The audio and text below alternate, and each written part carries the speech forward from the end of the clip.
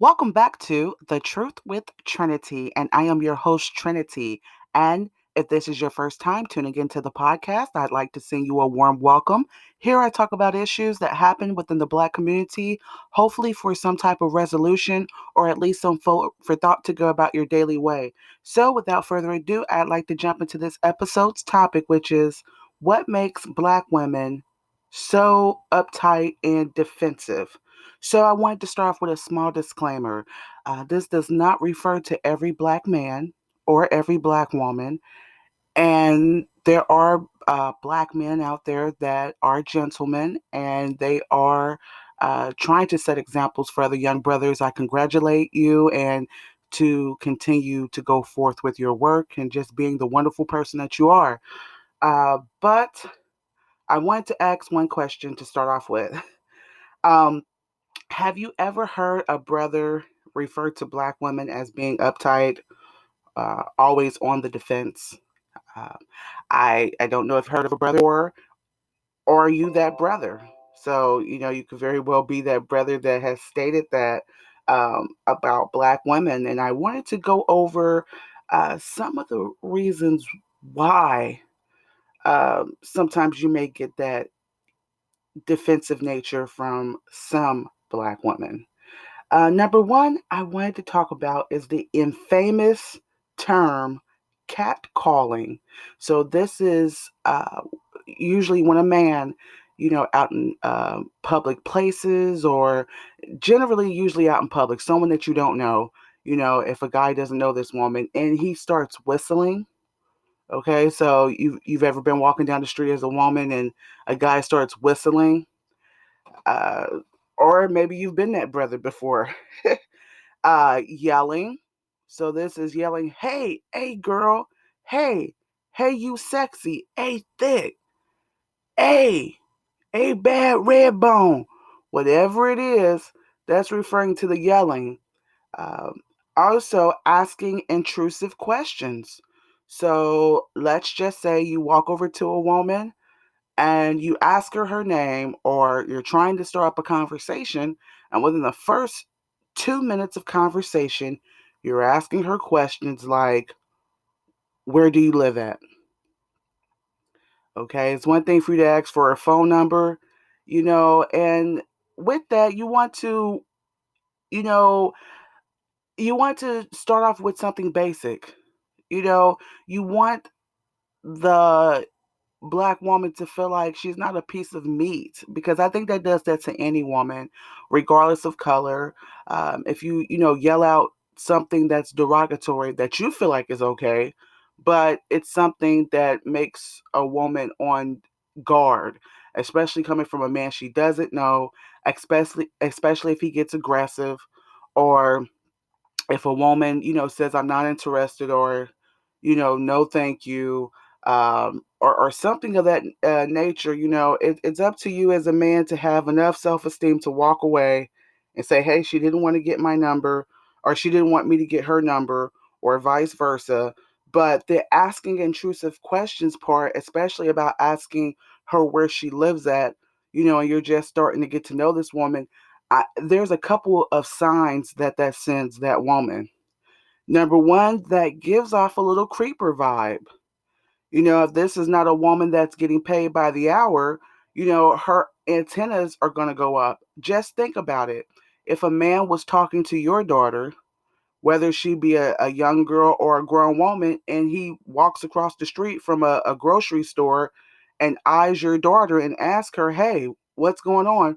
Where do you stay? That's a big popular come up line in our community. And it's like I said, Jeepers Creepers, when a man asks you where you live at. So he doesn't know you, he hasn't, taken the time to, gather information the proper way, but just automatically want to know where you live at. So this is not just what community do you stay in, this is what's your address. That also sends a message to women that you're looking to get into close parameters with her, close proximity immediately. A lot of times for physical, intimate encounters. So, a lot of guys will say, that's not creepy.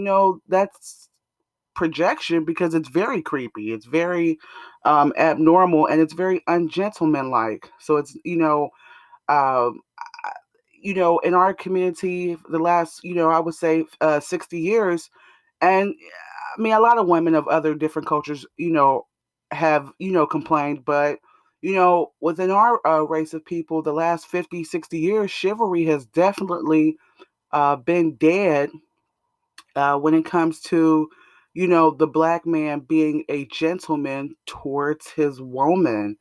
Women, the right women would like to be approached in a gentle way. So whatever's on your mind, you thought she was super pretty, knockout, gorgeous, or any of that nature, but to have the class as a man, because I really believe that, black women and black men can work on their disposition and class, not to please other people, but so that we can have some type of structure on how we handle ourselves, how we handle, other people in our community, and when we're dealing with each other in relationships.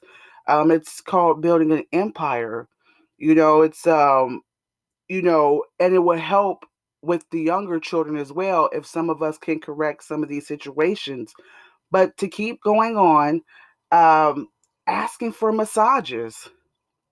So I know that seems harmless, but that can get a woman, a sister on the defense, especially if you don't know her and this is your first conversations with her, and you say something like, I would love, to get a massage, or would you like a massage? As if you're doing her some type of favor.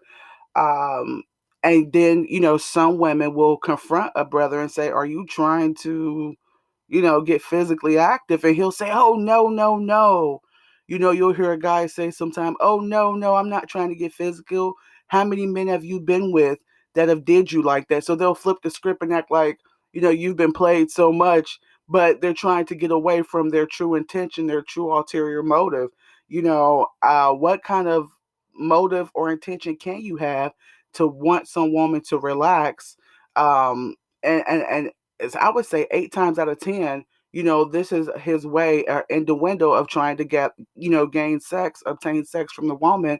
Because if you don't know the woman at all, and you're referring to things with massages, definitely putting your hands on, an individual. You're not a professional.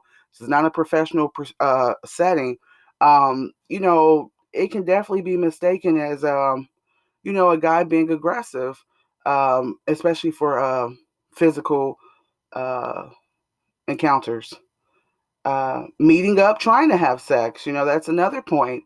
You're saying it's a date. You've listened to the woman on the phone, or you guys have talked about your do's and don'ts, your deal breakers, and you said you're not that guy, and you end up meeting up with her, and you're trying to put your arms around her. You're trying to, pressure her in for a kiss. You're doing anything that you can physically try to press yourself upon that woman. That gets women defensive, especially if there's not a green light on the other half, because, believe it or not, there are some women out here still, contrary to popular belief right now. But, there are some women that are practicing, chastity, and trying to, get to know a man before she gets physically, uh, so quickly. And I think sometimes when guys run across these type of women, they say, oh, you must be gay or something like that, something to try to diminish her confidence to get her to have sex. And I'm like, no, don't do that. Don't do that.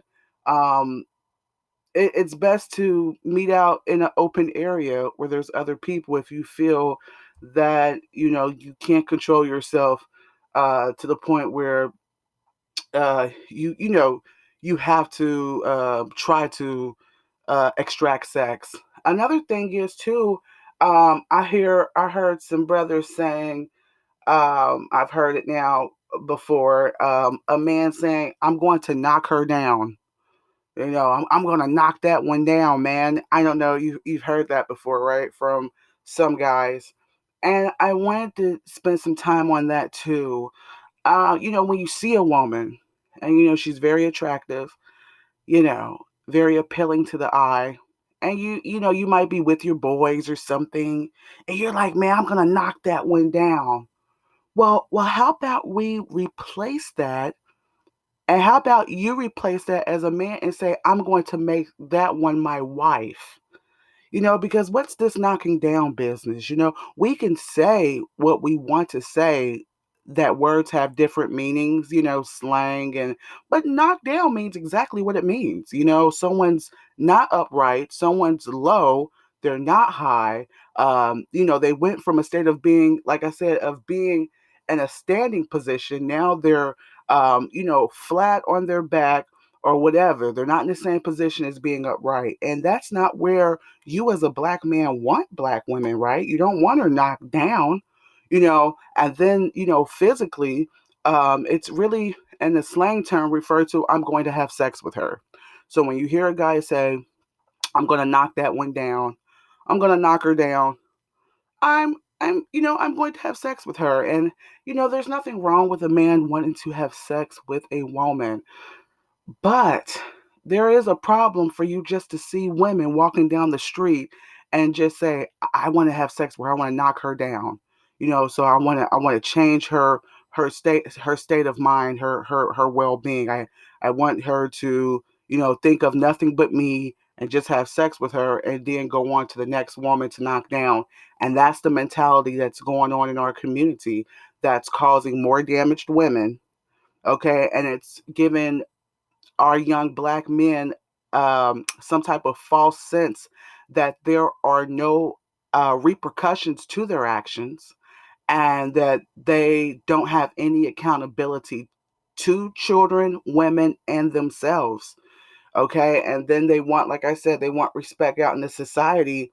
When the knockdown thing, when you knock a woman down, for every woman that you knock down, that's like, I don't know how many men that you're knocking down. Why doing that? So the domino effect. So you're sleeping with a woman, you're telling her what she wants to hear. You have sex with her and you tell her anything. So this is not just what she wants to hear. You're telling her things that would get her to believe, at times, that, you want something serious, and then how that trickles down and it causes women to, over time, just see all men like that. And I know that's not what the black man wants. So, like I said, to recap, I'm hoping that the black men can change this knockdown mentality when it comes to their women. Um, it's all in the music songs. You'll hear them referring to women with this term. You'll hear well, I'll get into the other part in just a second, but well, might as well bring it up now. Especially talking about the songs and stuff, referring to women as female dogs. So this is another way that this tenses up the black woman. This makes her on defense. Especially black women who do not refer to themselves as female dogs. So it's one thing for you to be dealing with a woman that addresses herself and other women like that, but not every woman does. And, some guys will say, well, I wasn't referring to you. I was talking about my ex wife, or I was talking about my child's mother when I was, calling a woman a B. But, the prudent woman knows that that doesn't matter. This is your way of talking about women, especially when you hear, a man rattle off just so comfortable with saying my female dog. I'm going to say female dog, okay? I'm not going to say the B word. But my female dog is so bad. My female dog just went to the store for me. My female dog holds me down. My female dog, So this is the B word, and you'll hear them talking, casually, or even talking to other men, and it's like, when you listen to other genres of music, and I'm going to name one, for instance, country. You might say country. Who's listening to that? Some people are. And you don't hear them talking about their women like that. And they're predominantly, white men. And you don't hear them calling their women bees and female dogs. You don't hear them saying, I'll drop her quick and leave her for another bitch. You don't hear that in their music. Why is it in our music though? And why is it so popular, amongst us? If it didn't work the last 30 years, it's not going to work for us now. And that goes for men and women. Um, referring to women as bees, and for the women that are okay with being catcalled, and for the women that are okay with being called bees, some of these women pretty much are damaged mentally. And because, a woman in her right state of mind and conscious and self esteem does not want to be yelled at for what she looks like. She rather, a man pay attention to who she is on the inside, and also, call her, beautiful, but in a sincere way, from a man that truly cares, not just a man that like sees a buffet or something, all you can eat or something like that. And I believe some black women can be repaired. I believe they can, and some of them may not, may be too far gone. You know, and I don't want, and I encourage black men not to use the excuse, well, if I don't holler at her like that, if I don't call her this name, then she's not going to like me. Well, that tells you that that's not the woman for you. If she wants to be disrespected, if she wants a man to, come at her like that, she's not the woman for you. And I wanted to say that, things like this that I'm talking about need to be taught at a very young age for the, male child. Um, these are situations that just can't be said, once or twice. This starts at 2 years old. I'm not a man, never claimed to be a man. So I don't know exactly what goes into manhood training because I'm not a man, but I know how black women would like to be treated, and I truly believe that if both sides. So this isn't just a situation where, oh, you're wrong because you're a man, and the women are wrong because we're women. This is a chance for us to openly dialogue about situations that's going on and how we can better our community, how we can better each other so that we can produce healthier children. So when we pass away, we'll be left off, our lineage will be left off in a better position than when we first started and when we were first born. And it'll be better than our predecessors. It also needs to be taught to young girls. So this thing has to work hand in hand. And I say, just like, like I said, some people say Willie Lynch isn't, real. Regardless if he's a fictional character or not, the methods that were used or and that are in place are sure real. So regardless of him being real or not, we're still a lot of us are still operating in many different ways under this, influence. So just like, Willie Lynch back then, he had to implement a system that would subdue the black man and woman mentally. We must reverse that. And one of the things he did was he separated the elders. They separated the elder, so the people that knew our history and ancestry and, our morals and values and our God, they separated the elders from the youth so that because the youth is the more impressionable mind. Okay, so they separated the youth to teach them what they wanted them to know, and so the elders couldn't pass on, the ancient knowledge, and so that's the thing that needs to be done now.